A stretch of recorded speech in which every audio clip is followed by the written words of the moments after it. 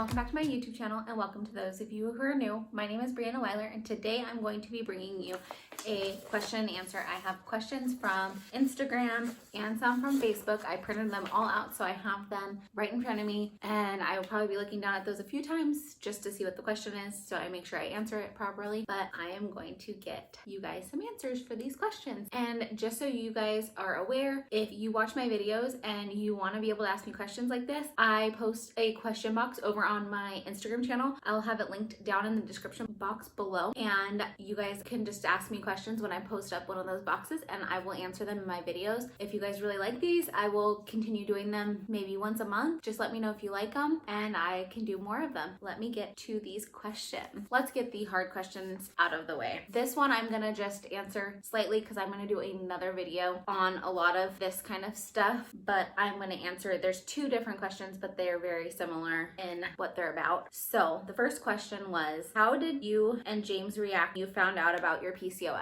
When I found out about my PCOS, as soon as the doctor said it was PCOS, I started crying. I couldn't hold it back. The doctor gave me a tissue. James came and rubbed my back, and he just wanted to find everything out that he could about it and know what it was, because I already kind of had an idea of what it was. I didn't know everything that it entailed, but I knew I had an idea, and he didn't know at all what it was. So it was more of just him being more informed on what PCOS is and how I can manage it and how it affects us trying to conceive a baby. And then the question that went along with that one was, what if you end up with triplets? LOL. If we ended up with triplets, we end up with triplets. Our goal isn't necessarily to get pregnant with multiples, but if it happens, it happens. Just like any other pregnancy, I'm taking what I can. When God blesses us with a baby or multiple babies, we will be happy with whatever he gives us. So there's the answer to that one.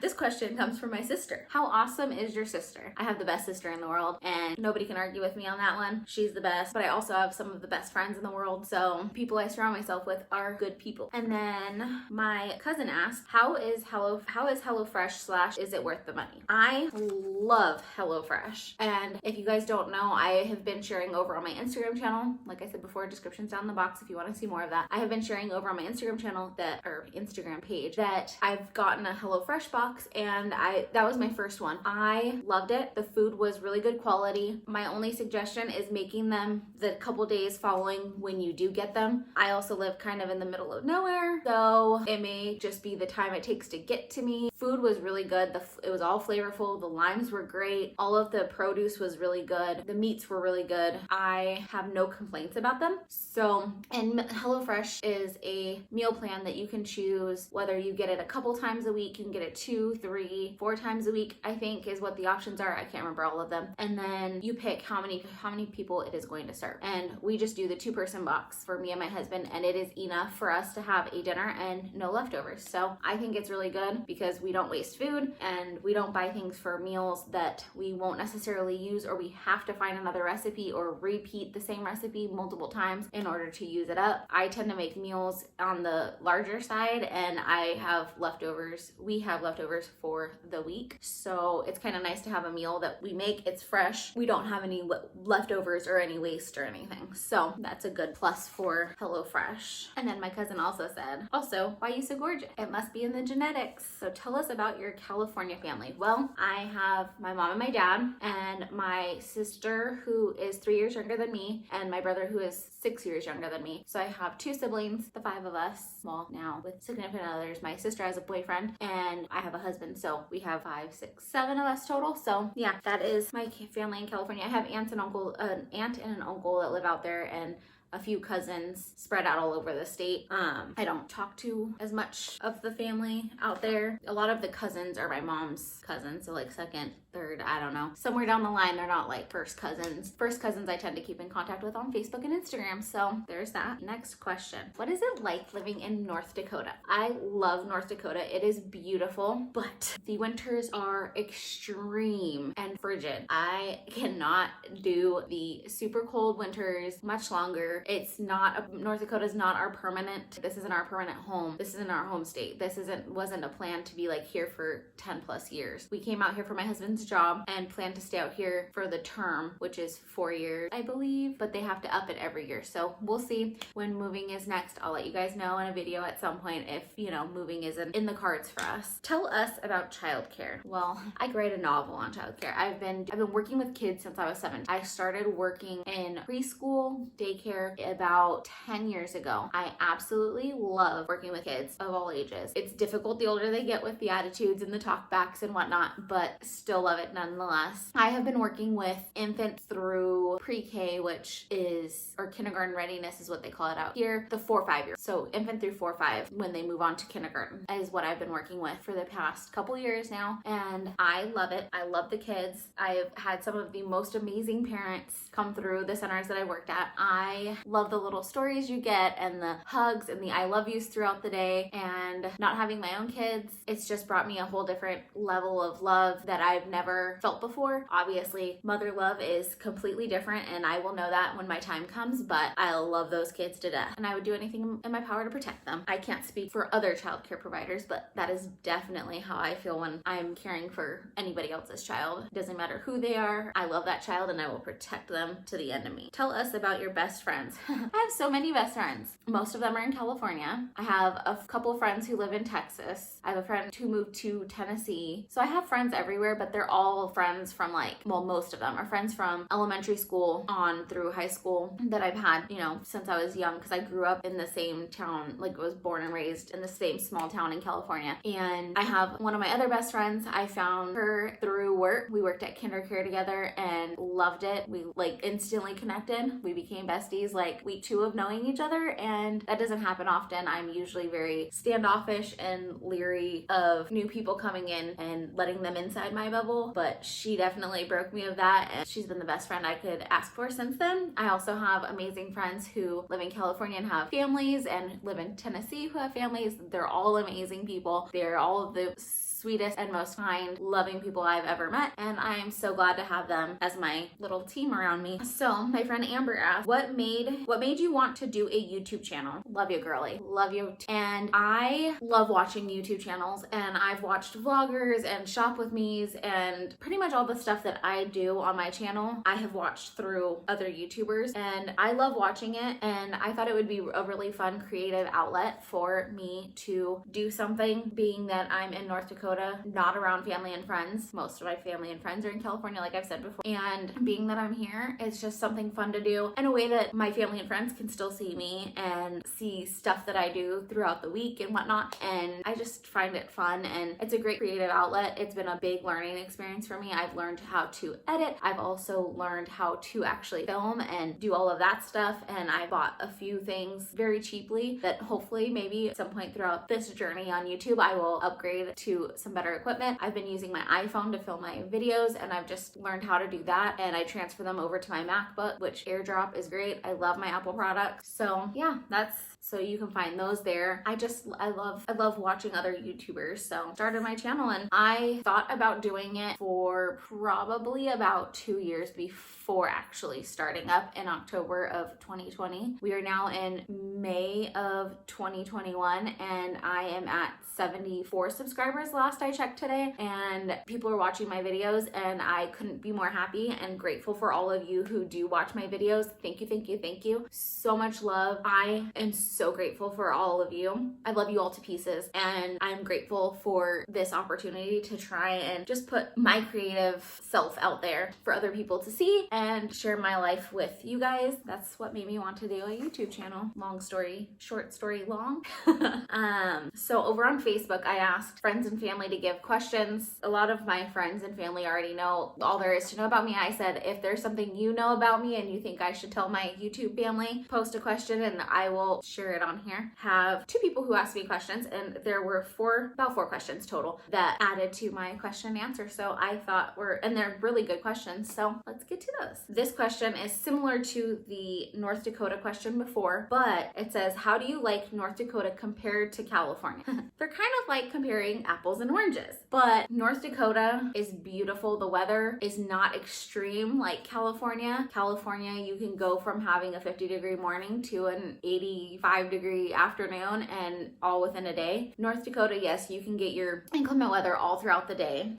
And you have your weather all year long. You got rain throughout the year, snow during the winter and whatnot, but you have more distinct seasons, I guess you could say, in North Dakota. And I like that we actually get rain and snow. I don't like the negative degrees, and I don't like months upon months of snow. I'm usually over it by like month 2. But the worst part is when it is either in the negatives, like the actual temperature is in the negatives, or the wind chill brings it down into the negatives, because it is so cold, and then there's a wind on top of it, and it's usually a cold front that comes through, and it gets so cold here. North Dakota is a bit cheaper to live, so that's a perk. I have a much larger apartment compared to what I was able to get in California, especially for the money. We pay like $100 more here. Yeah, $100 more here than we did in California, but we also have a 1,200 square foot apartment. In California, it was 880. We had 1 bathroom. Here we have 2. So those are some perks about the apartment situation that we have here. But then California, I don't have,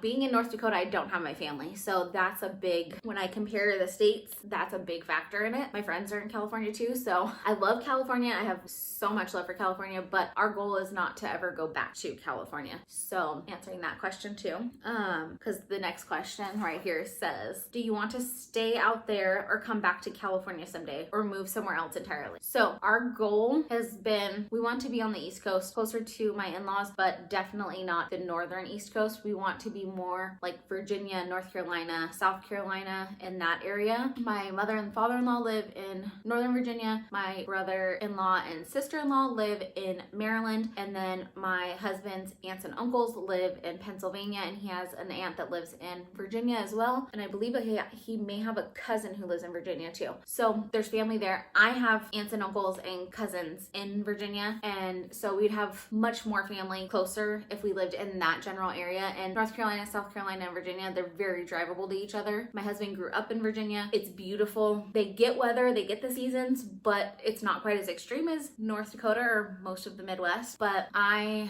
definitely don't foresee our future being in California. It's too expensive. The prices just keep going up for everything there. Housing is ridiculously priced right now. It is in most places, but really bad in California. Like, we wouldn't be able to afford a shoebox there. I don't foresee us ever living in California again unless my husband can get a pretty high up job with the government, which is what he does for work. And yeah, so our goal is to be in Virginia is our ideal place, but North Carolina and South Carolina are beautiful too, and they have fairly similar weather. So I can see us living in any of the 3 states. So that's our goal, is to be out that way. So we'll see where the future leads us. My mother-in-law, Kathy Jabara, asks, how do you like Weight Watchers? What works best for you? Any tips? I love Weight Watchers. I have been trying to figure out what works best for me, but I love the app and being able to track my foods. As I eat a meal, I try to track each food I am eating. That way I have it in there. I track everything except for my iced coffee, which is normally about a point anyways, because I use creamer and the black Stoke cold brew coffee, and the creamer is usually about a point. So I don't usually count the coffee in and of itself. I know I've followed some lovely ladies who do Weight Watchers on YouTube as well, and some people count their coffee, some people don't.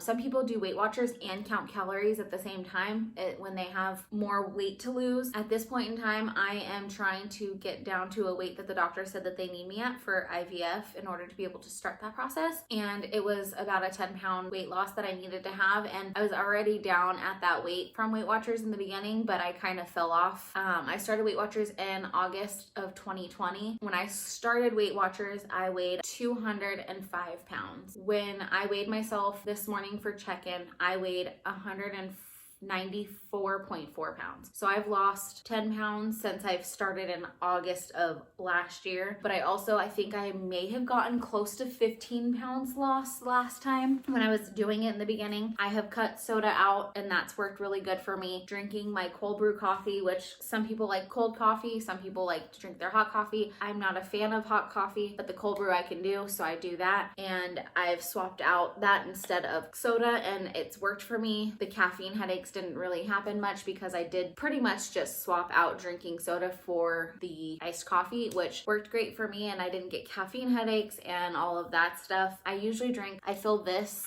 normally in the morning with my cold brew creamer and ice, and this stainless steel tumbler keeps it good all day long. It still has ice in it, and I put the ice in at like 8 this morning. It's noon now. It stays cold in here all day long, so I usually have this until I go to bed, and even if a lot of nights I even have a little bit left in it still, and I'll just put that in the fridge, add some more to it in the morning, and go on with my day. Some days I drink the whole thing and I'll drink another, but I typically only end up drinking about one of those, and it's 12 ounces. So if it's full, it's a 12-ounce cold brew, which is pretty good. And then my tips for Weight Watchers are to figure out what foods are high points that you typically eat and try and minimize those. So like I was snacking on chips way too much a couple months ago. I restarted back up with Weight Watchers, like really doing it consistently in March of 2021. So March of this year. So we're about 3 months into me doing this again. My chip intake has definitely went down a ton. I'll still eat them here or there, but I try and make sure that they fit into my points for the day. And if I eat those and my points are only a low number for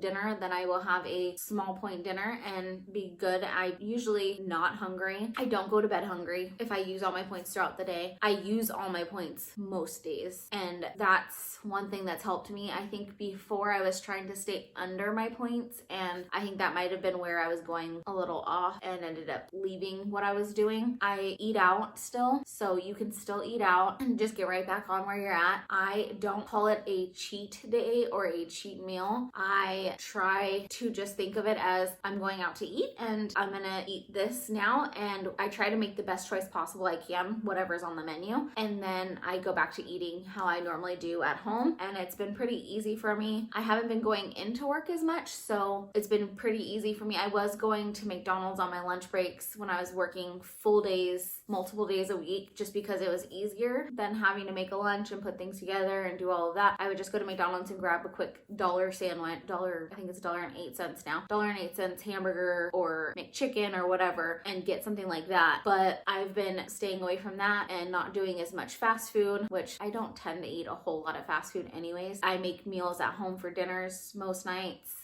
We haven't had a pizza night in a while. That's one thing that I'm definitely gonna splurge on soon. We went out to Mexican food a couple weeks ago, and I got a chicken burrito, and it was just chicken, the tortilla, and then they covered it in a nacho cheese sauce, and then they do a side of rice with it, which that kept me in my points for the day, and I was good. And I ate the entire meal, and I wasn't stuffed. I do know when to like limit myself and not overeat and feel super stuffed after a meal, and I think that's also part of what's helping me out too, is not eating just because it's on my plate. Eating because I'm genuinely hungry, or holding off and eating waiting to like, I'll give it 15-20 minutes, and if I'm still hungry then I'll eat. But if I'm not hungry in 15-20 minutes, I probably wasn't really hungry. I was probably just trying to eat all of what was on my plate. And that has helped too. And I also try to serve myself smaller portions than what I was before, because if it's on my plate, then I think I need to eat it, and I don't. So I've done that. So that's been a big help for me in my weight loss and getting healthy, because it's not just about the weight loss, it's about being healthy all around. I want to live a nice long life, and I'm 31 and don't have kids yet. So once I do have kids, I definitely want to be here for them and potentially grandkids. So I need to be the best me I possibly can. Health, mental health, all of that wise, I'm trying to take care of all of it. So there's that. Next question is also from my mother-in-law, and it says, what do you like about being a substitute teacher? What are the challenges? So I love that being a substitute for the daycare program that I work at, I can pick and choose when I work. I don't have to pick up a shift if I am not feeling it, if I'm not mentally like in the headspace to be with kids. It's best to not go into working with kids if your mental space is not fully there. So being able to be like, today's just not going to work. Like I can just say I'm not available today. You kind of make your own availability, so that kind of helps too. Challenges, I would say, are not being in the classrooms, like all of the classrooms regularly. So when you do pick up a shift for somebody, coming into a classroom and not knowing that one kid has had a rough week and you know that XYZ is going on at home. You don't know any of that stuff because you come in and you are not the teacher. You're not the permanent person in that classroom. So that's not stuff you need to know. You just need to try and adjust your mindset for, well, something's going on, obviously, and we should try and figure out something that'll work best for them. I think that would probably be the most challenging part, is just knowing, not knowing what's going on in the day-to-day life of the children, even just in the classroom, not necessarily, at home, mom just had a baby, or, anything like that, or sister kept him up all night, or her, grandma and grandpa are in town from out of state, so their schedule is all out of whack. Those kinds of things do affect a kid's day-to-day behaviors and how they act, and especially when they get ready for nap time, because sometimes if their schedule has been off and they did not get enough sleep at night, they need a nap a little bit earlier than what they typically do. So they're definitely showing signs that they're ready for a nap, but we put them all down at the same time, so you can't do that. Well, especially with the older kids. So there's, just little things like that, but it's not, honestly, for me, challenging wise, it's not like super challenging. Being a teacher, being an assistant full-time in a classroom is definitely challenging, because you're there every single day and you have to try and figure out something that'll work and manage the entire classroom and manage what is going on for each individual child too, because you can't treat them all the same. They're not all the same people. They're all individual people and they need slightly different teaching styles and techniques and things like that. So sometimes they need a little more love. Sometimes they need, hugs, and they just want to be near you. I think that is the most challenging part of it for me. I think I have read you guys off the questions and answered all of the questions that were asked between Facebook and Instagram. My Facebook is a private Facebook for my family and friends, so that is not a public thing, but my Instagram is. And if you go down into the description down below, there is always a link to my Instagram page, and if you're on my main page, up on the banner, there's like a little, on one of the corners, there's a little thing with like a Instagram symbol, and you can click on that as well and it'll take you to my Instagram page. There's also a little link next to that has my Pinterest boards, and my Pinterest board has a lot of my recipes. But yeah, so if you want to ask questions for future Q&As, please follow me over on Instagram. If you liked this video, please give it a big thumbs up. And if you are new to this channel and you haven't already, please click that red subscribe button and hit that bell notification so that way you get notified every time I upload a video. I hope you guys have a great day. Bye!